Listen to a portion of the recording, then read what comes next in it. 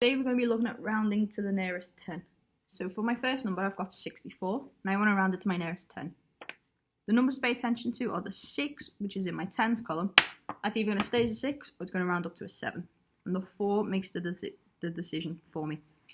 If it's less than 5, we round it down, so it becomes 60. If the 4 was more than 5, we would have rounded it up, so it would have become 70. It is 4, so we are going to round down, so it stays as 60.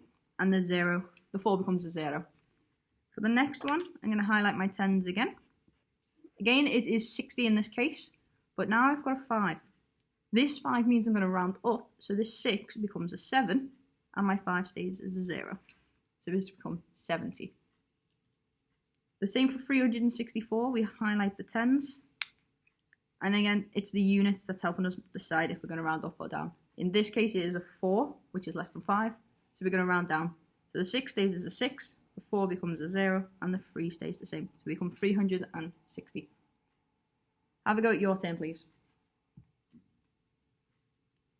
So for your turn, we're going to highlight the 7. And we've got a 2, so we're going to round down. So we're going to round down to 70. For the next one, we've got 78. The 7 is either going to stay the same or it's going to round up to an 8. This 8 here is helping us make our decision. It's more than 5, so we round up. It becomes 80. For the last one, you've got 978. The 7 is what we round either up or down. The 8, again, is making our decision. It's more than 5, so our 7 becomes an 8. Our 8 becomes a 0, and our 9 stays the same, so it becomes 980.